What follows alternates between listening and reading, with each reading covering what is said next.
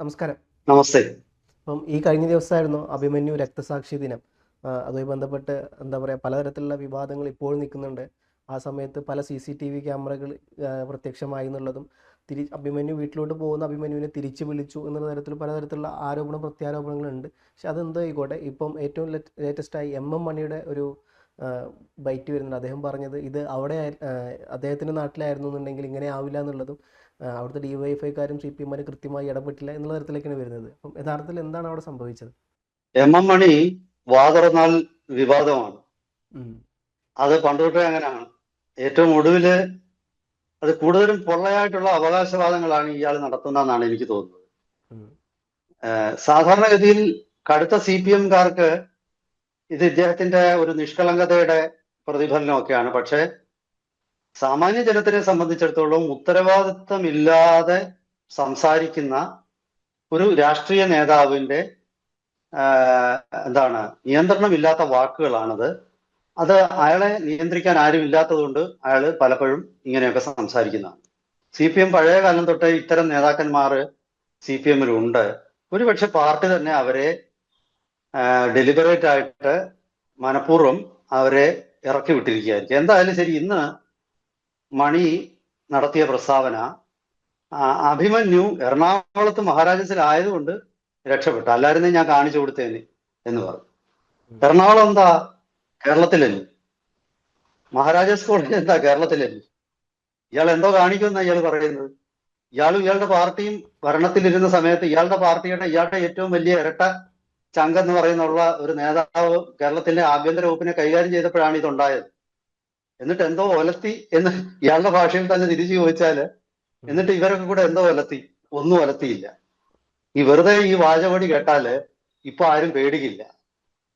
പണ്ട് ഇരിട്ടിയില് ഇതുപോലെ CPMഉം പോപ്പുലർ ഫ്രണ്ടും തമ്മിൽ ഒരു സംഘർഷമുണ്ടായി. ഒരു CPMകാരനെ പോപ്പുലർ ഫ്രണ്ടുകാർ കൊന്നു. തിരിച്ചൊരു പോപ്പുലർ ഫ്രണ്ടുകാരനെ CPMകാർ കൊന്നു. മൂന്നാമതൊരു CPMകാരനെ വീണ്ടും പോപ്പുലർ ഫ്രണ്ടുകാർ കൊന്നു.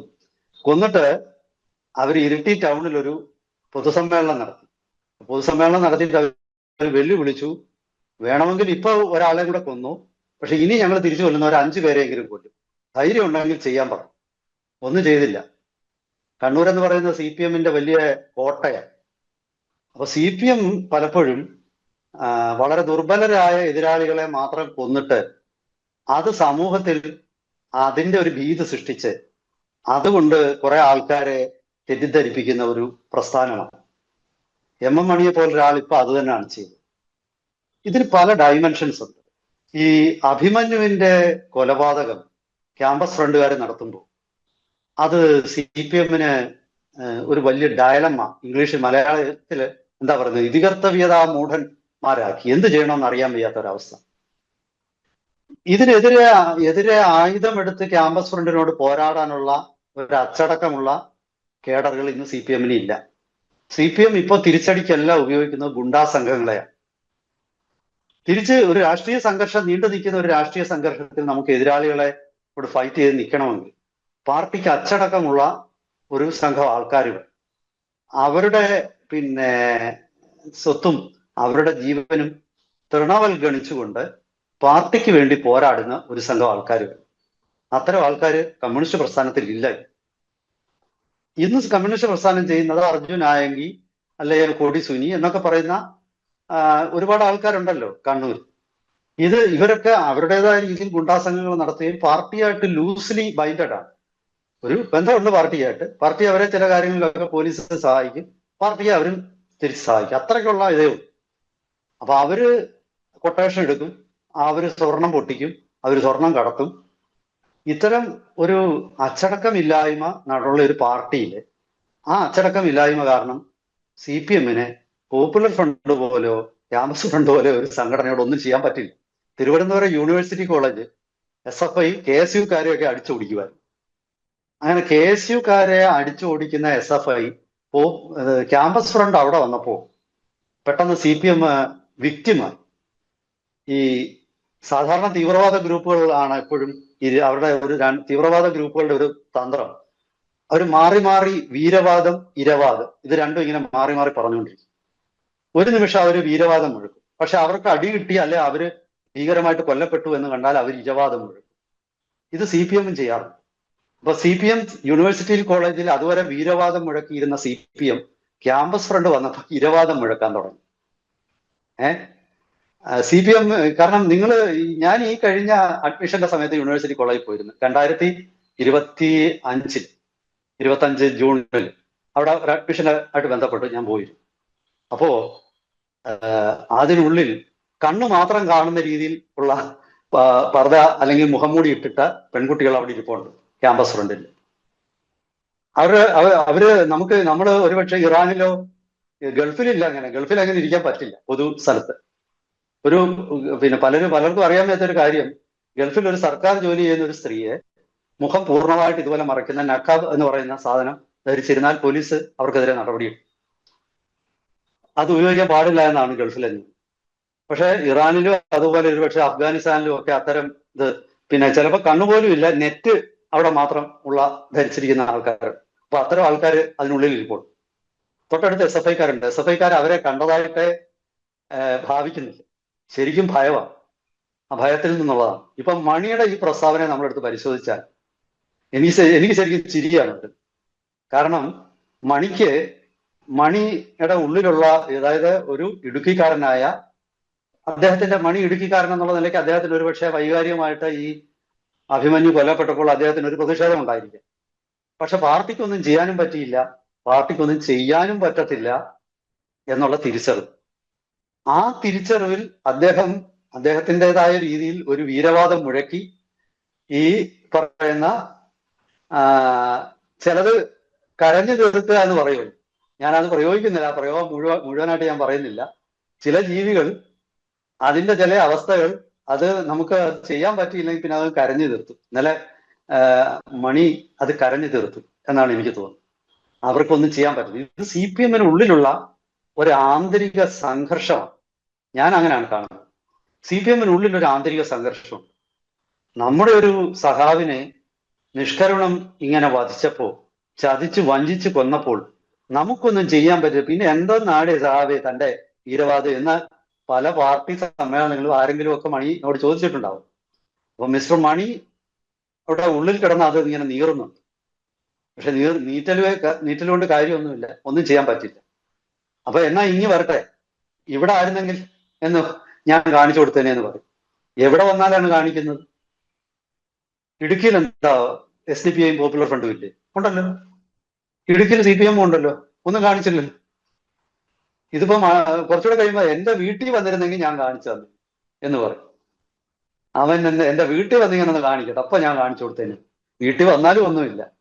അപ്പൊ കൈ കൊടുത്ത് അവരെ സ്വീകരിക്കുക. അത് ഞാനൊരു തമാശ പറഞ്ഞതില്ലയോന്ന്. ഒരു പാർട്ടിയുടെ ഗതികേടാണ്. ഞാൻ അദ്ദേഹത്തിന്റെ പണ്ട് MM മണിയുടെ ഇത്തരം പ്രസ്താവനകൾ കേൾക്കുമ്പോൾ ചിലർക്കെങ്കിലും രോഷം ഉണ്ടാവും. കാരണം ഇങ്ങനെ ഒരു അക്രമം നടത്തുന്നതിന് അദ്ദേഹം ആഹ്വാനം ചെയ്യുക അല്ലേ എന്ന് ചോദിച്ചു. ഇപ്പൊ അങ്ങനെ ആർക്കും രോഷമൊന്നും ഉണ്ടാവില്ല. കാരണം അക്രമം നടത്താൻ അവർക്ക് ശേഷിയില്ല. അപ്പൊ അക്രമം നടത്താൻ ശേഷിയില്ലാത്ത ആള് കരഞ്ഞു തീർക്കുകയാണ് അദ്ദേഹത്തിന്റെ. ആ കരഞ്ഞു തീർക്കുന്നത് ഇപ്പോൾ നമുക്ക് കുറച്ച് സഹതാപവും പിന്നെ നമ്മൾക്ക് കുറച്ച് ചിരിയൊക്കെ വരും. ഇയാളുടെ പൊതുവേദിയിലുള്ള ഈ മിമിക്രി മോണോ ആക്ട് കാണുമ്പോൾ ജനത്തിനുണ്ടാകുന്ന ഒരു ഒരു ഒരു ഒരു ചിരി, ഒരു ഹാസ്യം അതിൽ നിന്നുണ്ടാകും. പക്ഷെ യഥാർത്ഥത്തില് CPM ഈ അഭിമന്യുവിന്റെ കൊലപാതകം എന്നത് അത് CPM സംഭവിച്ചിട്ടുള്ള ഒരു അപജയമാണ്. ഞാൻ ആദ്യമേ പറഞ്ഞല്ലോ, പാർട്ടിയുടെ അച്ചടക്കം നഷ്ടപ്പെട്ടു, പാർട്ടിക്ക് വ്യക്തമായ ഐഡിയോളജി ഇല്ലാതായി, പാർട്ടിക്ക് അത് കാരണം പല സന്ദർഭങ്ങളിലും എന്ത് ചെയ്യണം എന്ന് പാർട്ടിക്ക് അറിയാൻ വയ്യാതെ, പാർട്ടി വിട്ടുവീഴ്ചകൾ അടവ് നയം പ്രയോഗിച്ച് രാഷ്ട്രീയ പാർട്ടിക്കൊരു എന്താണ് പാർട്ടിയുടെ യഥാർത്ഥ ആശയം, ആ ആശയം ഏതു സാഹചര്യത്തിലും അത് നടപ്പാക്കാനുള്ള ഒരു ഇച്ഛാശക്തി പാർട്ടിക്കുണ്ടോ? അങ്ങനെ നമുക്ക് നമ്മളൊരു രാഷ്ട്രീയ പ്രസ്ഥാനമല്ല, ഒരു സംഘടന ഉണ്ടാക്കുമ്പോൾ സംഘടനയ്ക്ക് ഒരു ബൈലോ ഉണ്ട്, സംഘടനയ്ക്ക് ചില ഉദ്ദേശ ലക്ഷ്യങ്ങളുണ്ട്. ആ ഉദ്ദേശ ലക്ഷ്യങ്ങൾ സംഘടനയ്ക്ക് സാധിക്കാൻ കഴിയുന്നതിൽ പിന്നെ സംഘടന കൊണ്ട് കാര്യമില്ല. പക്ഷെ സംഘടന എന്ന് പറയുന്നത് ആ ചട്ടക്കൂട് മാത്രമാണ് ഇപ്പോൾ ഉള്ളത്. ഇത് CPM ഉള്ളിൽ ഇത് ചോദ്യം ചെയ്യുന്ന ഒരുപാട് പേരുണ്ട്. അതുകൊണ്ടാണ് CPM ഇത്തരം അടവ് നയങ്ങളും CPM കമ്മ്യൂണിസ്റ്റ് പാർട്ടി പാർട്ടിയുടെ പ്രത്യയശാസ്ത്രത്തെ ബലി കഴിച്ചു കഴിഞ്ഞതുകൊണ്ടാണ് ഇന്ന് ജി സുധാകരനെ അമ്പലപ്പുഴ, കണ്ണൂര് രണ്ടുപേര് കുഞ്ഞികൃഷ്ണനും അതുപോലെ ടി കെ ഗോവിന്ദനും ഒക്കെ ഇലക്ഷനിൽ നിന്നപ്പോൾ വൻ ഭൂരിപക്ഷത്തിൽ ജയിച്ചത്. അതെന്തുകൊണ്ടാണ്? ഇത്തരം പാർട്ടിയുടെ ഇത്തരം ഇരട്ടത്താപ്പുകളിൽ മനം നൊന്ത പാർട്ടി അണികൾ, കേഡർമാര് അവര് മാറിക്കുത്തുന്നതുകൊണ്ടാണ് ഇലക്ഷൻ. അവരുടെ മനസ്സിൽ ഒരു വലിയ പ്രക്ഷുബ്ധമാണ് അവരുടെ മനസ്സ്. വികാര വിക്ഷോഭം അടങ്ങുന്ന ഒരു കടൽ പോലാണ്. കൊടുങ്കാറ്റടിക്കുന്ന, അതുപോലെ സുനാമി തിരകൾ അടിക്കുന്ന ഒരു കടൽ പോലാണ് യഥാർത്ഥ CPM-കാരന്റെ മനസ്സെന്നാണ് ഞാൻ കരുതുന്നത്. അവർക്ക് ആശയവുമില്ല, ആശയമില്ല. ആശയവും നഷ്ടപ്പെട്ട പാർട്ടി അണികള് ഇതുപോലെ ഒരുപാട് വികാര പ്രകടനങ്ങൾ നടത്തും. ഒരുപക്ഷെ സഖാവ് MM മണി അദ്ദേഹത്തിന്റെ വായിൽ നിന്നും പുറത്തു വന്ന ഈ വാക്കുകൾ ഈ പ്രക്ഷുബ്ധതയുടെ, ഈ വികാര വിസ്ഫോടനത്തിന്റെ ഫലമായിട്ടുണ്ടായതാണെന്നാണ് ഞാൻ കരുതുന്നത്.